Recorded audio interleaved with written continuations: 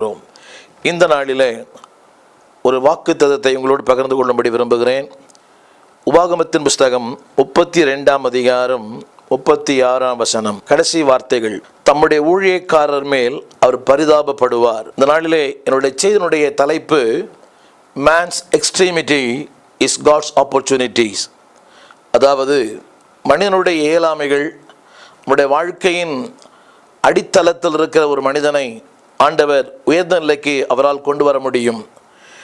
மனிதனுடைய இயலாமை தேவனுக்கு உண்டாகிற மிகப்பெரிய வாய்ப்புகள். இந்த நாளில் அதை மையமாய் கொண்ட ஒரு செய்தியை உங்களோடு பகிர்ந்து கொள்ளும்படி விரும்புகிறேன்.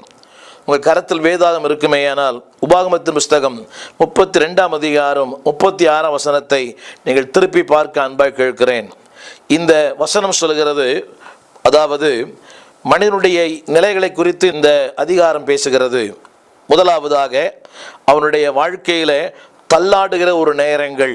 35ஆம் வசனம், கால் தள்ளாடுகிற நேரங்கள். இரண்டாவது ஆபத்து நாட்கள். மூன்றாவது பலன் குறைந்து போன நாட்கள். 36ஆம் வசனம். அடுத்து அடைக்கப்பட்ட வாழ்க்கை, விடுதலை இல்லாத ஒரு வாழ்க்கை. திரும்ப சொல்லுகிறேன், தள்ளாடும் நாட்கள், ஆபத்து நாட்கள், பலன் அற்றுப்போன நாட்கள், அடைக்கப்பட்ட நாட்கள், விடுதலை இல்லாத நாட்கள். இப்படிப்பட்ட காலங்களில் வசிக்கிற ஒரு மனிதனுடைய வாழ்க்கையை ஆண்டவர் பார்க்கிறார். இந்த நாளிலே என இந்த செய்தியை கேட்டுக்கொண்டிருக்கிற என் அன்பான சகோதரனே, என் அன்பான சகோதரியே, ஒருவேளை உன்னுடைய வாழ்க்கை அடைக்கப்பட்ட வாழ்க்கையா இருக்கலாம். உன் கால்கள் தள்ளாடலாம். ஒருவேளை ஆபத்து நாட்கள் உன்னை நெருங்கி கொண்டிருக்கலாம்.